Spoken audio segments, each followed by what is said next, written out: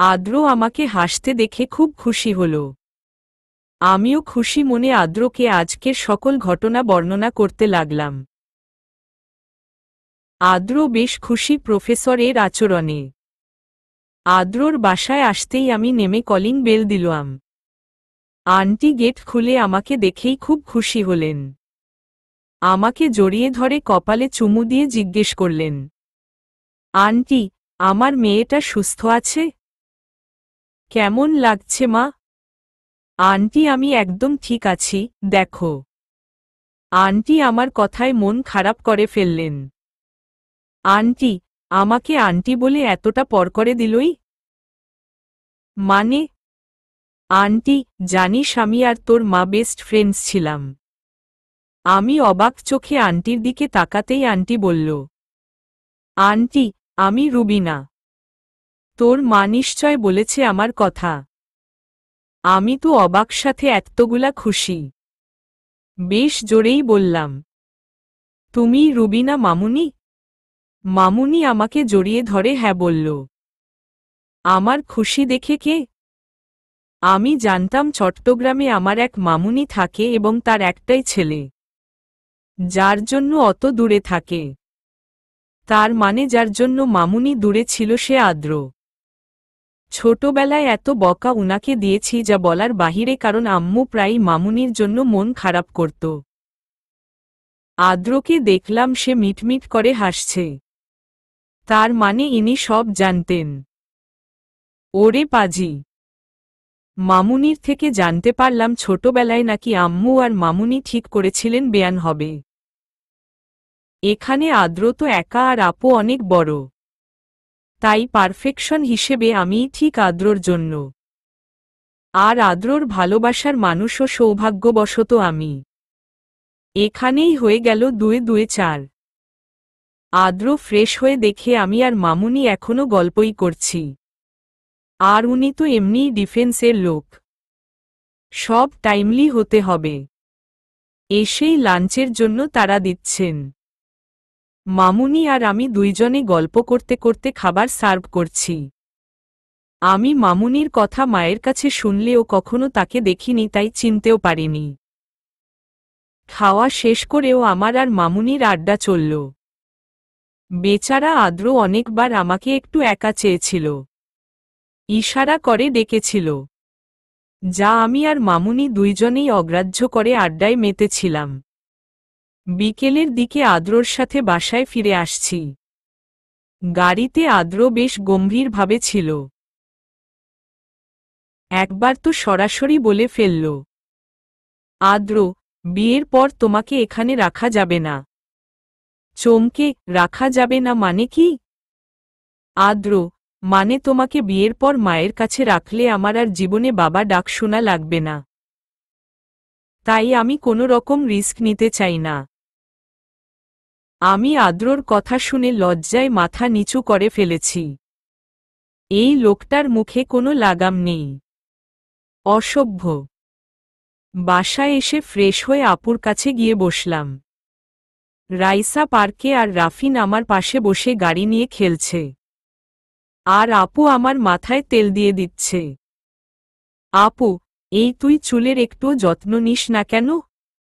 কে বলেছে নিই না? তুমিই তো সবসময় তেল লাগিয়ে দাও। তাই নিজে থেকে আর তেল দিই না। চাটনি খেতে খেতে। আপু, আচ্ছা। বিয়ের পর কে দিয়ে দিবে চুলে তেল? কেন? মামুনি দিয়ে দিবে। মামুনি না পারলে আদ্র দিয়ে দিবে। কথাটা বলেই বুঝতে পারলাম বেফাস কথা বলেছি। জিভ কামড়ে ধরে আমতা আমতা করতে লাগলাম। বেশ লজ্জা লাগছে আমার। আপুও মিটমিট করে হেসে আমার মাথায় চাটি মেরে বলল, আপু, পাগলি। পরের দিন সকালে নামাজ পড়ে আর বের হইনি। ঘুম পেয়েছিল তাই ঘুমিয়ে গেছি। হঠাৎ মনে হলো কেউ আমায় সুরসুরি দিচ্ছে। একবার মনের ভুল ভাবলেও পরক্ষণে আর নিতে না পেরে হো হো হেসে দিলাম। ঘুম থেকে উঠে দেখি পুরো পরিবার হাজির, ইভেন আদ্রর পরিবারও। আর আমাকে আমার ভাই সুরসুরি দিচ্ছিল। কি পাজি! ভাইয়াকে দেখে মনে পড়ল তাই একটু চেঁচিয়েই বলে উঠলাম, আজ তো আমার হ্যাপি বার্থডে। সবাই মাথা নাড়িয়ে সায় দিল। তারপর একে একে আমাকে গিফট দিয়ে উইশ করল। কিন্তু আদ্র আমাকে কিছুই দেয়নি। বিষয়টা খুবই অদ্ভুত লেগেছে, কিন্তু আমি কিছুই মনে করিনি। আজ মনটা বেশ খুশি। আপুর সাথে মিলে সবার জন্য খাবার রেডি করছিলাম, তার মধ্যেই ভাবি এসে আমাকে জড়িয়ে ধরল। ভাবি, দেখতে দেখতে আমার ময়না পাখিটা 20 বছরের হয়ে গেল। আমি মুচকি হেসে ভাবির গালে চুমু দিলাম। তোমার ময়না পাখি কি কখনো বড় হবে? ভাবি, একদমই না, বলেই হেসে দিল। এর মধ্যেই আদ্র এসে একটু গলা খাকারি দিল। আপু আর ভাবির পারমিশন নিয়ে আমার হাত টেনে বারান্দায় নিয়ে গেল। দুজনেই কিছুক্ষণ চুপ ছিলাম। আমি নীরবতা ভেঙে জিজ্ঞাসা করলাম, এখানে টেনে নিয়ে আসার কারণ? আদ্র, আচ্ছা আমি যে তোমাকে গিফট দেইনি তোমার খারাপ লাগেনি? উহুম। মাথা ডানে বামে নাড়িয়ে, খারাপ কেন লাগবে? আমার কাছে গিফটের চেয়ে অনুভূতির দাম বেশি। সো চিল। আদ্র অবাক চোখে আমার দিকে তাকিয়ে কানের কাছে এসে ফিসফিস করে বলল, আদ্র, আমি তোমাকে অন্য স্পেশাল কিছু গিফট করব। আমি ভ্রু কুঁচকে আদ্রর দিকে তাকালাম। কি চায় সে? সবচেয়ে অবাক হলাম যখন শুনলাম আজ আমার এঙ্গেজমেন্ট। এটাই ছিল আমার গিফট আদ্রর তরফ থেকে। সবাই সকল প্রিপারেশন নিয়ে এসেছে। একজন হুজুরও এসেছে। দুপুরে সবার সামনে আমাদের এঙ্গেজমেন্ট হয়। আর আমাদের বিয়ে হবে 2 বছর পর, আদ্র মিশন থেকে ফিরলে। আমি একদিকে খুশি হয়েছি আমাদের এঙ্গেজমেন্ট নিয়ে, আরেকদিকে খারাপ লাগছে আদ্র মিশনে যাবে। অনেকটা দিন ওকে ছাড়া থাকতে হবে। কি আর করার, ক্যাপ্টেনের বউ হলে এই জ্বালা তো সহ্য করতেই হবে। অবশেষে এলো সেই দিন। আদ্র আজ মিশনের জন্য বিদেশ যাচ্ছে। গাড়িতে আদ্র আমাকে বুকে জড়িয়ে ধরেছিল, কেননা আমার মনটা অনেক খারাপ। এতটা দিন কিভাবে আদ্রকে ছাড়া থাকব ভাবতেই কান্না পাচ্ছে। আদ্র আমাকে অনেক বুঝিয়েছে। আদ্র, শ্যামবতী, এভাবে মন খারাপ করলে আমি কিভাবে থাকব? রোজ আমাদের কথা হবে। ভিডিও কল করব তোমায়। রোজ আমায় দেখতে পাবে। তোমায় ছুতে তো পারব না। আদ্র কিছু না বলে আমার কপালে চুমু দিল। আদ্র, আমি আমার পাগলিটার কাছে খুব তাড়াতাড়ি ফিরে আসব। অপেক্ষা করবে না? অপেক্ষাতেই তো আছি। নাক টেনে এইমাত্র আদ্রর ফ্লাইট টেক অফ করল। আর আমার ভিতর থেকে বেরিয়ে এলো এক দীর্ঘশ্বাস। 2 বছর পর আজ আদ্র বাংলাদেশে আসছে। ফ্লাইট অলরেডি ওই দেশ থেকে টেক অফ করছে। এই 2 বছরে আদ্রর সাথে আমার প্রতিদিন কথা হয়েছে। মাঝে মাঝে আদ্রর অগোচরে ওর জন্য অনেক কেঁদেছি। মিশনে গিয়ে একবার অসুস্থ হয়ে হসপিটালে ভর্তি ছিল, কিন্তু আমাকে বলেনি। লুকিয়েছে কথা। ভাইয়াকে বলার সময় কোনোভাবে আমার কাছে ধরা খায়। আজ সারাদিন মামুনির সাথে মিলে ওর পছন্দের সকল খাবার রান্না করেছি। অনেকক্ষণ অপেক্ষার পর দেখা মিলল আদ্রর। আমি ওর দিকে তাকাতে পারছি না। কি অবস্থা করেছে চেহারার! অজান্তেই চোখ থেকে জল গড়িয়ে পড়ল। আমি আস্তে করে লুকিয়ে পড়লাম। আদ্রকে আমার চোখের পানি দেখানো যাবে না, আবার আমি কন্ট্রোলও করতে পারছি না। লুকিয়ে লুকিয়ে দেখছি আদ্রর চোখ হয়তো আমাকেই খুঁজছে। আমি কোনো মতে নিজেকে কন্ট্রোল করে চোখ মুছে এগিয়ে আদ্রর দিকে। আমাকে দেখেই আদ্রর ঠোঁটে এক প্রশান্তিময় হাসি ফুটল। সবার সামনেই আমার কাছে এসে কপালে চুমু দিল। আমি তো অবাক, পাগল নাকি? সবার সামনে এর মধ্যে দেখি কেউই আমাদের দিকে তাকিয়ে নেই। হয়তো সবাই বুঝেছে যে একটু প্রাইভেসি দরকার আমাদের। আমার চোখ এখনো ছলছল করছে। আমরা সরাসরি আদ্রদের বাসায় এসেছি। আম্মু আব্বু আছে। ভাবি 8 মাসের প্রেগন্যান্ট। তাই ভাইয়া ভাবিকে নিয়ে আসতে পারেনি। তাছাড়া সবাই আছে। আমার স্টাডিও প্রায় শেষের দিকে। আব্বুর কাছে আঙ্কেল সরাসরি বলল এবার তার ঘরের লক্ষ্মীকে যত দ্রুত সম্ভব ঘরে তুলবেন। আমার বেশ লজ্জা লাগছিল তাদের কথায়। আদ্র কিছুটা লজ্জা পেয়েছে কিন্তু প্রকাশ করেনি। আমাদের বিয়ে ঠিক হলো 2 সপ্তাহ পর। সকল আয়োজনের জন্য এতটুকু সময় তো লাগবেই। কিন্তু কোনোভাবেই দেরি করতে রাজি নয়। এর মধ্যেই বাবা আর আঙ্কেল নিজেদের কাজে লেগে পড়েছে। ভাইয়া ভাবিকে কথাটা জানানো হয়েছে। যেহেতু ভাবি অসুস্থ তাই বিয়েটা ঢাকায় হবে। আর বৌভাত চট্টগ্রাম। বিয়েতে যাওয়ার জন্য গেস্টদের জন্য আলাদা ফ্লাইটের ব্যবস্থা করেছে আদ্র। যতই হোক ক্যাপ্টেনের বিয়ে। সব বড় মাপের মানুষজন আসবে। কোথাও কোনো কমতি না থেকে যায়। আম্মু আর মামুনি তো সেই খুশি। বাচ্চাদের কথা নাই বলি। ওরা তো পুরো বাড়ি মাথায় করে নিয়েছে। সবাই ড্রয়িং রুমে বসা ছিলাম। আদ্র আমাকে ইশারা করে ওর রুমে যেতে বলল। আর মুখে বলল কফি নিয়ে আসতে। যদিও সবাই বুঝেছে ওর এখন আমাকে একান্তে প্রয়োজন। মামুনি আমাকে কফি করে নিয়ে যেতে বলল। আমিও ভদ্র মেয়ের মতো কফি করে ওর রুমের উদ্দেশ্যে পা বাড়ালাম। ওর রুমে গিয়ে ওকে ডাকলাম। আদ্র বারান্দায় ছিল। আমি কফিটা ওর স্টাডি টেবিলে রাখতেই দেখি ও দরজা লক করেছে। আমি আর নিজেকে আটকে রাখতে পারিনি। ওকে জড়িয়ে ধরে চোখের পানি ছেড়ে দিয়েছি। আদ্র, শ্যামবতী, এভাবে কান্না করলে কিভাবে হবে? শান্ত হও প্লিজ। দেখি। আমার চোখের পানি মুছে দিয়ে শক্ত করে আমাকে জড়িয়ে ধরল। কি অবস্থা করেছ নিজের? তাকানো যাচ্ছে না তোমার দিকে। আমি কিভাবে কান্না অফ করব? কাঁদতে কাঁদতে। আদ্র, কেন? আমাকে কি বেশি খারাপ লাগছে দেখতে? হুম। বেশি শুকিয়ে গেছ। আদ্র, আয়। হায়। তাহলে কিভাবে হবে? সামনে আমার বিয়ে আর এখন দেখতে খারাপ হলে কিভাবে হবে?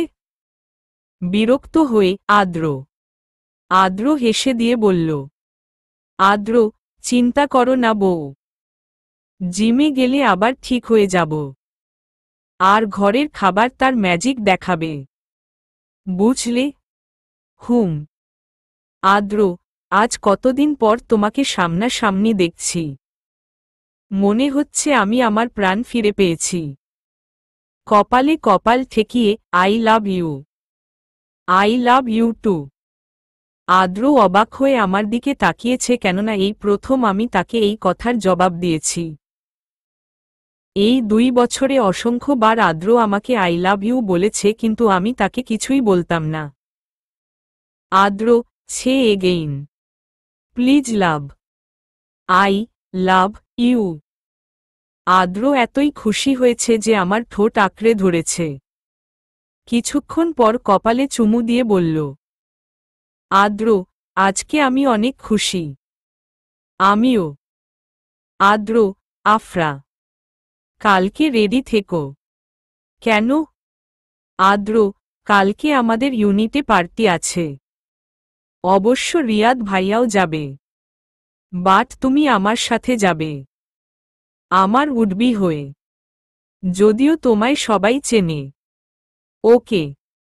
পরদিন সন্ধেবেলা। মামুনি আমাকে জোর করেই নিজের কাছে রেখে দিয়েছিল। তাই বাসা থেকেই আদ্রর সাথে পার্টির উদ্দেশ্যে বেরিয়েছি। আমি একটা লং পার্টি ফ্রক পরেছি। আদ্র তো ফুল কমপ্লিট ব্ল্যাক কালারের স্যুট পরেছে। আমার ড্রেসও ব্ল্যাক। পার্টিতে একসাথে দেখে সবাই চিয়ার করে উঠল। আপু আমার দিকে এগিয়ে এলো। আবার পড়লাম ভাবিদের চক্করে। কিন্তু আজ তেমন নাস্তানাবুদ করল না। কারণ আপু কিছু বলার আগেই আদ্র স্টেজে এসে সবার সাথে আমার পরিচয় করিয়ে দিল। সবাই খুব খুশি। সবাই আদ্রকে গানের জন্য রিকোয়েস্ট করে, তাই আমি আর আদ্র দুইজনে ডুয়েট গান ধরি। আদ্রকে বলে গিটার আজ আমি বাজাই। হেঁটেছি স্বপ্নের হাত ধরে, পেরিয়ে রাত একাকী ভোরে। ডেকেছি কতবার নাম ধরে যে তোমায়, আদ্র। মেলেছি দুই ডানা বৃষ্টিতে, খেয়ালি কোনো অনাসৃষ্টিতে। খুঁজেছি অনিবার ডাকে কে আমায়, আমি। দাও বলে দাও, কোনো ঠিকানায়। লিখব চিঠি, খুঁজব তোমায়, আদ্র। হেঁটেছি স্বপ্নের হাত ধরে, পেরিয়ে রাত একাকী ভোরে। ডেকেছি কতবার নাম ধরে যে তোমায়, আদ্র। দাও বলে দাও, কোনো ঠিকানায়। লিখব চিঠি, খুঁজব তোমায়, আমি। ও রেখেছি আজ সঙ্গোপনে, টুকরো স্মৃতি মনের কোনো, আদ্র। ও রেখেছি আজ সঙ্গোপনে, টুকরো স্মৃতি মনের কোনো, আমি। ও ভেবেছি যতবার তোমাকে, হারিয়েছে চেনা কথা রেখে। ভেসেছি আমি যে অন্তহীন তোমাতে, আদ্র। দাও বলে দাও, কোনো ঠিকানায়। লিখব চিঠি, খুঁজব তোমায়, আমি। অচেনা পথ, দুহাত বাড়ায়। উতলা মন আজ তার ইশারায়, আমি। অচেনা পথ, দুহাত বাড়ায়। উতলা মন আজ তার ইশারায়, আদ্র। ভেবেছি যতবার তোমাকে, হারিয়েছে চেনা কথা রেখে। ভেসেছি আমি যে অন্তহীন তোমাতে, আমি। দাও বলে দাও, কোনো ঠিকানায়। লিখব চিঠি, খুঁজব তোমায়, আদ্র। খুব ভালোভাবেই আমরা পার্টি অ্যাটেন্ড করি। সবাই আমাদের গানের প্রশংসা করেছে। পরদিন থেকে ধুমধামে বিয়ের আয়োজন শুরু হয়ে যায়। কেনাকাটা, এই কাজ ওই কাজ। যদিও আমার খুব কম কাজ করতে হয়েছে। বড়রা অনেক কাজ করছে, ইভেন আদ্র। আর আমি সময় পেলেই বই নিয়ে পড়াশোনা নয়তো বাচ্চাদের সাথে খেলি। হি হি। আদ্রর এক কথা, বিয়ের পর আমাকে নিয়ে সে তার নিজের বাসায় যাবে। পরদিন শ্বশুর বাড়ি আর তার পরদিন বাপের বাড়ি। মাঝে মাঝে চিন্তা করি আমার একটা আলাদা বাড়ি থাকলে বাপের বাড়ির পরদিন সেখানে যেতাম। হা হা। আদ্র এত কাজের মধ্যেও প্রতিদিন আমাকে নিয়ে ঘুরবে। এটা তার একটা ইম্পর্ট্যান্ট কাজ বলে তার মনে হয়। ফোন তো বেলায় বেলায় করবে। দেখতে দেখতে 2 সপ্তাহ শেষ। আজ আমার গায়ে হলুদ। আমি কাঁচা হলুদ আর সাদা মিশ্রণের একটা লেহেঙ্গা পরেছি, সাথে হালকা সাজ। আদ্র সাদা সিম্পল শেরওয়ানি। স্টেজে 2 জন বসে আছি আর এক একজন এসে আমাদের গায়ে হলুদ ছুঁয়ে দিচ্ছে। একটু একটু মিষ্টি খেতে খেতে আর পেট ফুল। এদিকে বারবার আদ্র আমার দিকে তাকাচ্ছে, তাতে আমার অবস্থা আরো খারাপ। যখনই জিজ্ঞেস করছি কেন তাকাচ্ছ, সে সোজাসাপটা উত্তর দেয়, আমার বউ আমি তাকিয়েছি, তোমার কি সমস্যা? আমি অবাক তার কথা শুনে। গায়ে হলুদের পরের দিন সবাই মিলে ফ্লাইটে উঠেছি ঢাকার উদ্দেশ্যে। আল্লাহই জানে কি হবে। সব যেন ভালোয় ভালোয় হয়। আল্লাহ ভরসা। প্রেমের টানে। ঢাকায় ও আদ্রদের বাড়ি আছে, তাই বিয়ের আয়োজনে কোনো সমস্যা হয়নি। ধুমধামে বিয়ের সব আয়োজন হচ্ছে। আমার সকল বান্ধবীরা এসে গেছে বাড়িতে। এতটুকু সময় পাচ্ছি না একা। কেউ না কেউ সাথে রয়েছে। তার মধ্যেও আমার ভাবি আমাকে নিয়ে ব্যস্ত। এত বারণ করছি সে শুনছেই না। 8 মাস শেষ হয়ে 9 মাসে পড়ল। এখন খুব সাবধানে চলাফেরা করতে হচ্ছে। ভাইয়া এত কাজের মধ্যেও ভাবিকে সময় দিচ্ছে। কিন্তু আদ্রর কড়া নির্দেশ, ভাইয়া সবসময় ভাবির কাছে থাকবে, তার ছুটি। আজ বিয়ে। সকালে নামাজ পড়ে ঘুমিয়েছিলাম। কে জানে কোথা থেকে এত ঘুম এলো। এক একজন এসে আমাকে ডাকছে কিন্তু আমি ঘুমে বেহুশ। হঠাৎ খেয়াল করলাম আমার ফোনটা বাজছে। ঘুম ঘুম চোখে রিসিভ করে কানে ধরে হ্যালো বললাম। আসসালামু আলাইকুম। কে বলছেন? ঘুম ঘুম কণ্ঠে। আদ্র, তোমার বাচ্চার আব্বু। আমার বাচ্চা কোথায় সে? আদ্র, আপাতত আমার আর তোমার মধ্যে ভাগ হয়ে আছে। আজকে মিলিয়ে দেব। এখন ঘুম থেকে উঠো। মিলিয়ে দেবেন? কিন্তু আপনি কে? আদ্র গোমরা মুখ জোরে, আফরা। Wake up. আদ্রর চিল্লানিতে ধরফর করে উঠে বসলাম। কে? কোথায়? ফোনটা কানে ধরতে আদ্র বলল। আদ্র, আমি তোমার হবু বর। তোমার বাচ্চার হবু আব্বু। ধ্যাত। লজ্জা পেয়ে। আদ্র, এখন লজ্জা পাচ্ছ? আর এতক্ষণ যে বললাম। চমকে কি বললেন? আদ্র, এই যে জিজ্ঞাসা করলে বাচ্চা কোথায়? আমিও বললাম আমাদের মধ্যে। ছি। আদ্র, ছি এর কি আছে? যা সত্যি তাই তো বললাম। আপনি জানেন আপনি একজন লাগামহীন ব্যক্তি? আদ্র, জানি। এবার তুমি তাড়াতাড়ি ঘুম থেকে উঠো। ভাবি আমাকে ফোন দিয়ে তোমাকে জাগাতে বলেছে। হুহ। আমার সাধের ঘুম। কাদো কাদো কণ্ঠে। আদ্র হেসে দিয়ে ফোনটা কেটে দিল। আমি উঠে গিয়ে দরজা খুলতে এক ঝাঁক মানুষ আমার রুমে ঢুকল। এত বিরক্ত লেগেছে। উফ। কি চাই তোমাদের? এভাবে ঢুকলে কেন? জোরে, আপু। ভাবি, প্লিজ রুম খালি করো নয়তো আমি এখনই সেন্সলেস হয়ে যাব। তৎক্ষণাৎ আমার রুম খালি হল। মেকআপ আর্টিস্টরা এসে আমাকে সুন্দর করে সাজিয়ে দিয়েছে। কিন্তু আমি তো আমি। এখানে সেখানে ছুটোছুটি করছি। এই নিয়ে পাড়াপড়শির কানাকানি তো রয়েছেই কিন্তু তাতে আমার কিছু যায় আসে না। আমি আমার কাজিনদের সব ভালো করে বুঝিয়ে দিয়েছি গেট ধরার জন্য।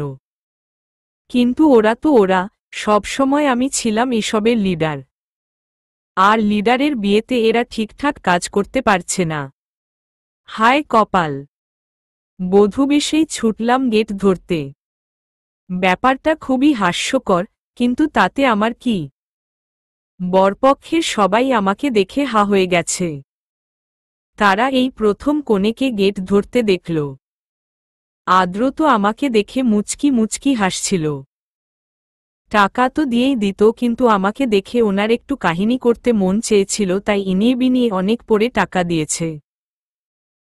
কাজী সাহেব এসে আমাদের বিয়ে পড়ালেন।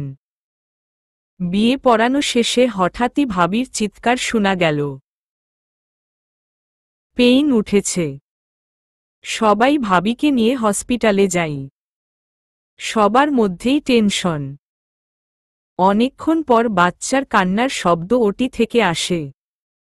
একজন ডাক্তার বাইরে এসে জানায় আমার একটা ফুটফুটে ভাইঝি হয়েছে। সর্বপ্রথম আমি ওকে কোলে নিই। আমার পাশে আদ্র ছিল। সবার মুখেই হাসি, আর আমার চোখে খুশির জল। আদ্র আমাকে এক হাতে আগলে নেয়। ভাবিও সুস্থ আছে। আমি কাপা কাপা হাতে ভাইয়ার কোলে বাবুকে দেই, ভাইয়া ওকে কোলে নিয়ে সারামুখে চুমু দিতে লাগে।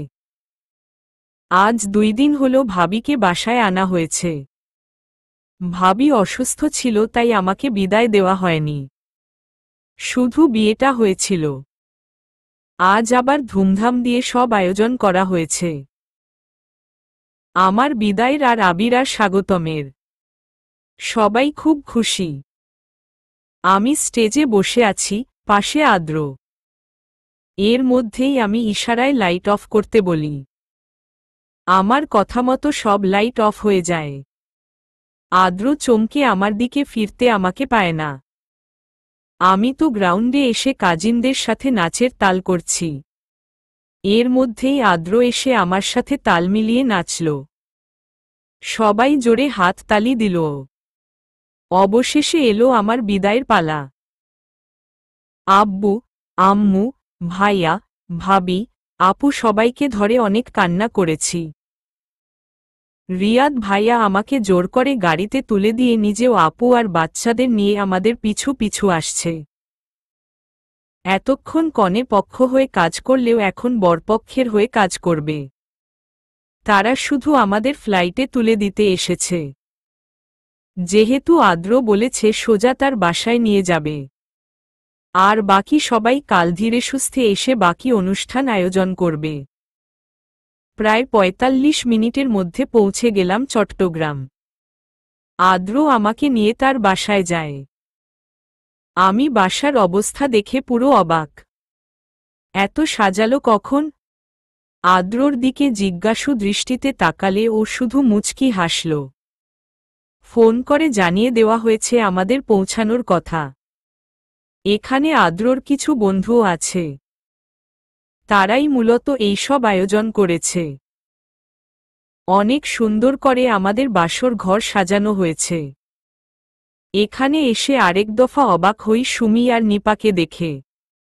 ওরাও আমাদের সাথেই কখন যেন এসেছে। আমাকে ফ্রেশ করিয়ে একটা শাড়ি পরিয়ে হালকা সাজিয়ে দেয় আর আমাকে বাসর ঘরে বসিয়ে রাখার কাজটাও তারা করেছে।